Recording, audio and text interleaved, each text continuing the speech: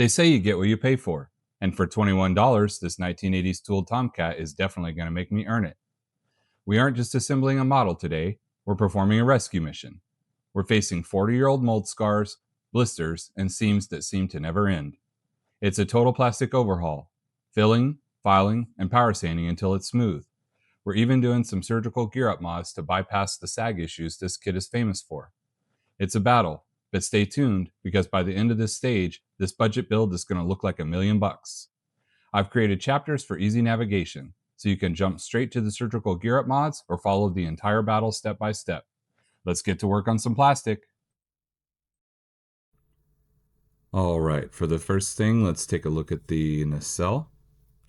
And right away, you're going to see one of the major fitment issues with this kit, so we'll show you how to fix that. First, we're going to paint the inlet turbine. That is real steel, and then I'm going to come back and weather that with some AK streaking grime. Basically, I'm going to take some of that off the brush on my thumb there and dry brush on top of the real steel to create a titanium inlet, jet inlet look to it. I guess it's not titanium, but yeah, the material that they use for blades on the inlet. And here we're creating some streaks and then rubbing them out with a glove in order to create the effect of just water and wear. This is Vallejo Wash FX painted on lightly, and then we will again use our finger and draw that out to create the effect of water and or other things being pulled into the turbine. Obviously nothing big, but just the liquids and wear and dust and stuff that gets pulled in kind of leaves that trail behind. We're using some very thin CA glue to attach this turbine. There's no point in using plastic cement in this particular case because it's covered anyway. And now we have to address the fitment issue, and you can tell there's a big lip. And for that, we're going to use a rotary tool. So we'll just grind away, test fit, grind away, test fit, rinse, lather, repeat until we get it to fit correctly. And on the other side, there's a pretty big edge there, so I'm just going to lightly take that burr off with the same rotary tool. I am coming back on the outside with a file and just lightly thinning this edge here. That corner was a little rough, but everything else fit pretty well. So then once we get that, we're ready to go ahead and apply the Tamiya extra thin cement and glue that into place. Now that we have the back half secured, we'll use some CA glue to temporarily attach the front half, and then we'll come back and fill that with Tamiya extra thin. And while I've got that out, I'm going to go ahead and use this Zap Gap medium viscosity to fill the gap in the back half of this nacelle. It is far too aggressive. We need to smooth that out some, so we'll fill that up and then sand it down. This is the first step of getting a lot of fuselage issues. That's a triangle file there, using the corner of that to get out the CA glue after the Tamiya extra thin set. This is a frustration point here, the way that they molded those. You have to saw the pieces out of the sprue in order to not damage the wing. Once we get the wing cleaned up, we'll go ahead and glue that together and put the appropriate clothespins on it to hold it together. And once both wing assemblies are put in, you can assemble them, line up the arrows, and then we'll carefully place the upper half of the fuselage, and the back there you'll see slides under the wings, and then you line up the fuselage with the pins that allow the wings to hinge in and out. While you're doing the assembly process and gluing this, one thing you will definitely want to do is, as you glue each stage, work in small sections with the glue. In this case, I clamped down one side, and then I'm going to glue the other side after I get it fit. And frequently, I will move the wing elements in and out to make sure that they stay free throughout the process. This is not an easy fuselage to put together. It's a notorious issue with this kit, but if you go slow, use your clamps like I did there to hold one side, and then you glue the other, you can, through a series of steps starting in the middle and working your way in the middle from the back to front, on one side, then back to front on the other side after you have the clamps together, you will get that assembled. And you don't have to worry about the fact that the rest of the fuselage doesn't really fit correctly right away. You'll be able to come back once that Tamiya extra thin has set. You can come back and fix the front half of the aircraft and the back half of the aircraft. I didn't apply glue to anything but that very triangular midsection, and then gave that ample time to dry, also working the wings in and out periodically to make sure that they were working. This is after some time setting. I'll go ahead and put a little bit of CA glue on, or excuse me, Tamiya extra thin on the back. While that's drying, I went ahead and started work on assembly of the Phoenix missiles, and for that I just used a little bit of zap gap in the tail, sprayed it with activator, and then used Tamiya extra thin on the front half of the missile and a clothespin to hold it together. Quite some time has passed, many hours actually, and now I'm ready to work on the front of the aircraft, and for that we will put just a little bit of CA glue on the inside once we get that held in place, and again we'll spray that with activator to hold that in place so that we can massage the plastic together and then follow back with Tamiya extra thin. So we're just trying to hold things in place with the CA glue, fully with the understanding that we will remove a lot of that CA glue, especially what gets done on the outside. In this particular case, this section here just left a very large gap, and the easiest way to fix that is with the gap filler and then spraying it with activator, and we'll come back and sand and file that later. These are lead weights covered in copper. They may look like a familiar shape for those of you that know what that stuff is, but they work pretty good for nose weights in this jet aircraft. They've wedged in there pretty well. You seal them in with CA glue, and then I sprayed activator. This nose shape is very, very poor. I am filling a large gap with CA glue and then spraying activator, which is actually helping me hold it together. And then I will come back with Tamiya extra thin on the outside edge to weld the plastic together. You also have to let a fair bit of time pass before you work on that nose cone because it has weight in it and it will want to actually come apart. So while we're waiting on that, we'll go ahead and glue the rear wing assemblies together, and make sure to note the instruction manual for the angle of those because they do have a slight angle to them. Now that that all has dried with glue, it's time to scrape off the outside of the CA glue, and I come back with my automated sander to help speed that process up, and then I'm going to come back with some 400 grit to polish that. This is Mr. Surfacer 500, which I will put on generously. I will have a fair bit of sanding left to do in order to fill and smooth out the lines in this aircraft. I wish that it went together a little bit better, but I've talked to several folks that have done this in the past, and this does seem pretty standard for the kits that they put together as well. But it's good to make a YouTube video from, so I hope you're enjoying the content thus far.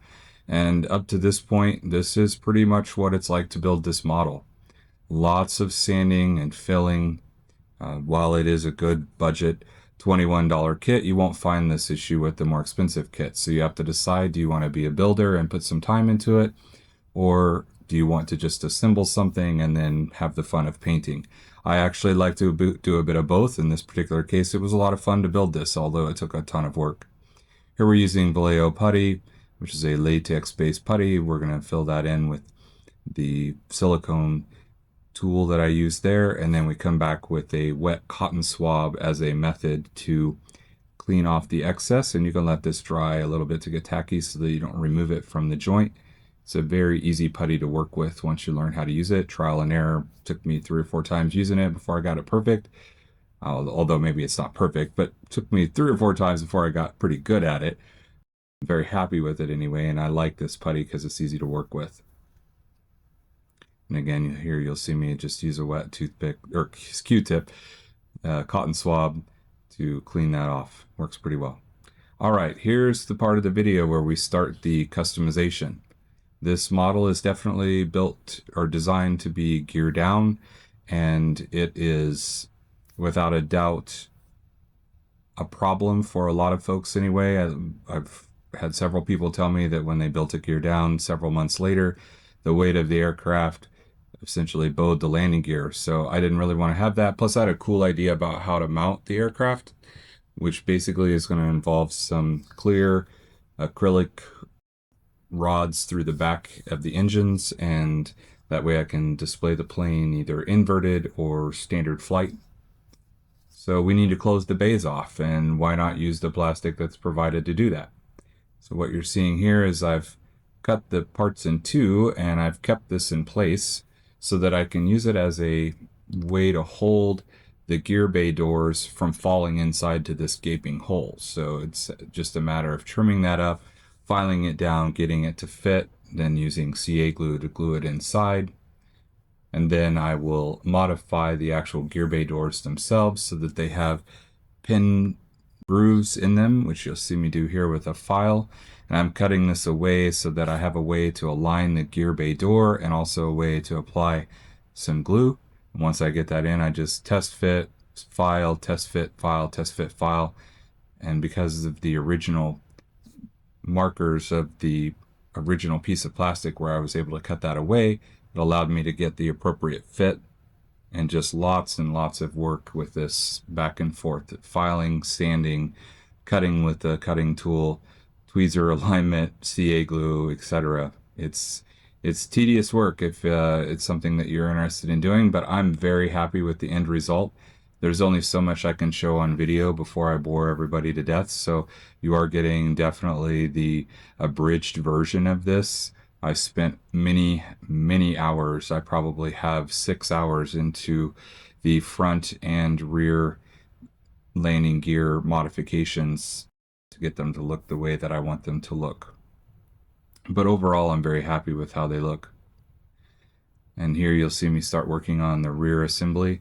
The rear assembly was arguably just as hard as the front. I was a little surprised by that. I thought it would actually fit a little bit better, a little easier, but it ended up being quite troublesome. Nothing that you can't work through if you just kind of force yourself to have a little bit of patience and take it one step at a time. The important part is cut away the parts and file away the parts that don't fit. So just have the courage to go through and realize that you can come back and fill stuff if you need to fill it. So there you saw me use a plastic cutting saw, and then I'm going to follow up with a file. And I just kept trial fitting this until I got to where I felt like it looked correct, and tried to keep in mind as I was building this what the aircraft looked like. So I looked at a lot of reference images, and you can see this bay door sticks up just a little bit, which is fine because I'm going to come back and fill the edges, and it ends up looking pretty good. Some might be asking, if I had it to do over, would I go through all of this trouble again? The answer is yes. What would I do different? Absolutely would do a few things different.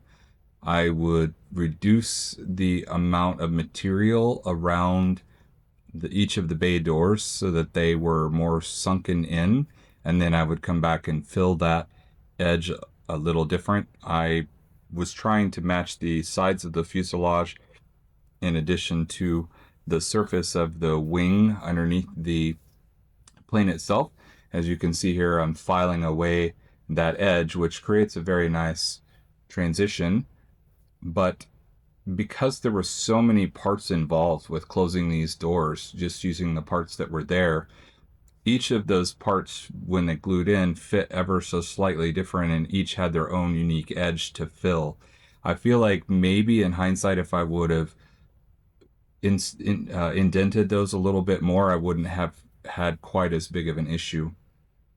One of the things that you saw me do there was drop some Tamiya extra thin on a kind of a pile of plastic shavings. So as I was sanding this down with a file and the heavy grit sandpaper, I noticed that plastic shavings were forming behind where I was sanding, and it was creating a very nice feathered edge.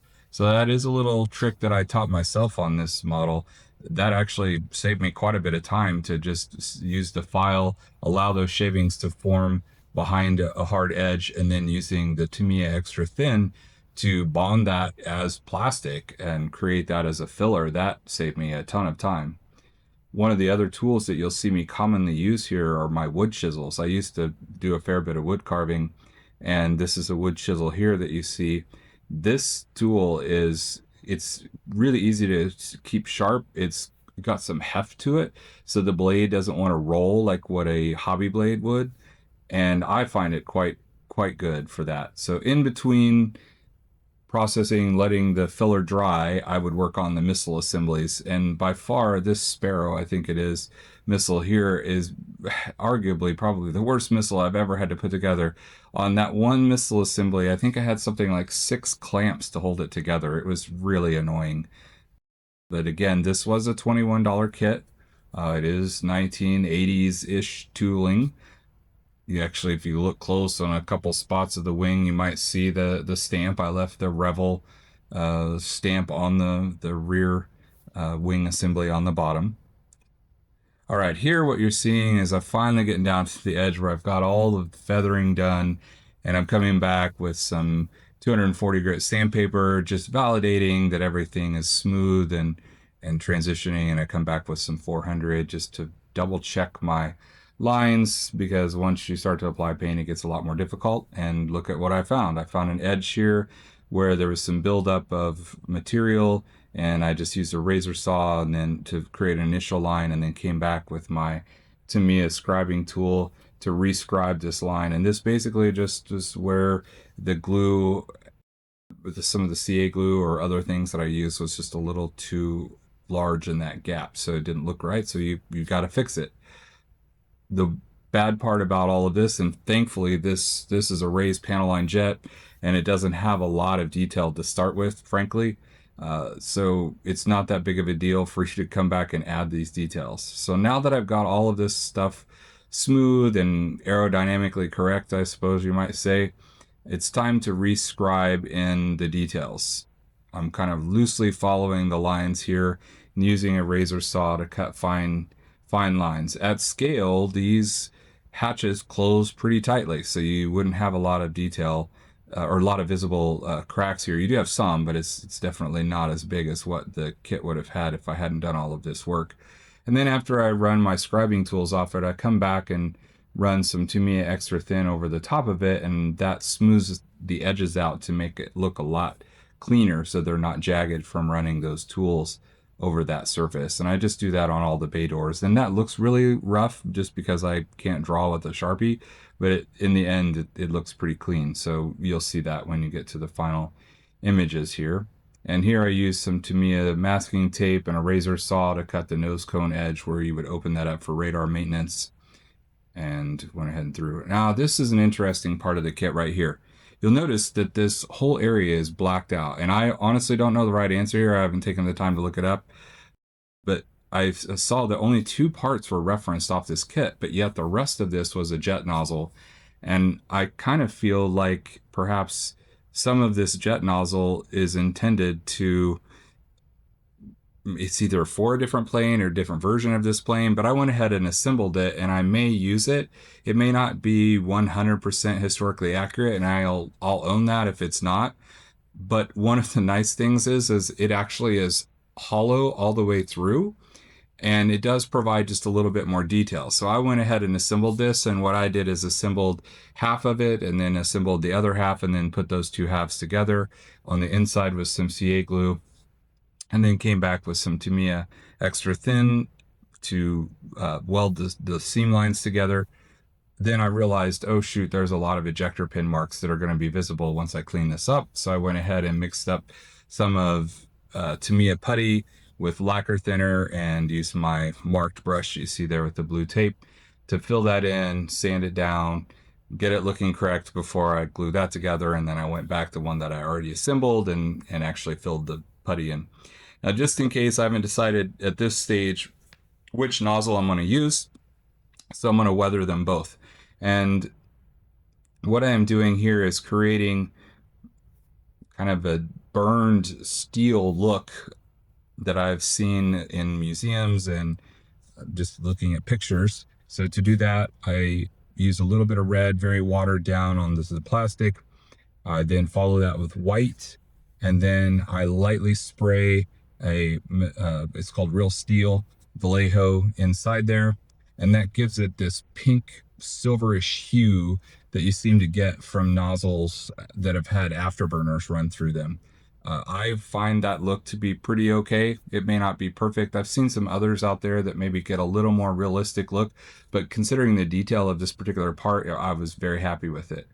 Now, alternatively, when I did find some pictures of the F-14 with the other nozzles that I've assembled here separate that are have a hole all the way through, the nozzles, or this portion of the nozzle, when I look at it close, has very much a bluish tint on the tips, which I can fully understand why that would be. So I mixed together some metallic blue Tamiya and added some black to darken it up a little bit, and we're going to spray that, and then we're also going to coat the bottom half of that and get some overspray of regular black, and then we'll come back and weather that as well. So this ends up looking pretty good, and at this stage I haven't decided which path I'm going to go, but both of them are ready to go depending on what I choose.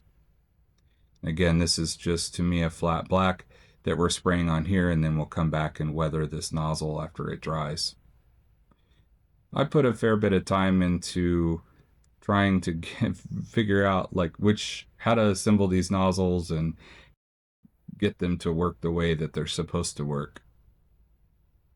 While all of that is drying, I'm going to show you a little trick that I've used. So here on this particular missile, I had some ejector pin marks. So I went ahead and colored those in with a black Sharpie so that I could make sure that when I removed that black Sharpie on this very small tool, that when that was scraped away, I knew that it was flat and I could stop. Now this here is one of the Phoenix missiles, and I have never had a kit that had blistering on the plastic as bad as this. So I am using a combination of a file, and this is also another wood chisel to get that smooth. All right, well, we've got the assembly done. There was a lot of work there. Hopefully you gained some insight into that. And we're just going to kind of close out with a little preview of what's to come. Here is a very cartoonish outline of the panels using flat Tamiya black and my CR airbrush from Harder Steinbeck. And this process is undershading, and you can see I'm pretty loose and rough with that, but that's okay. I actually want that. This jet's going to look pretty rough. There's quite a bit of extra airbrushing that I'm going to do for undershading before I spray that, and that will be in the next video. So thanks for the watch and the like, and I hope you all have a blessed day, and don't forget to subscribe and like the video. Comment too, that helps the channel a lot. Thank you so much.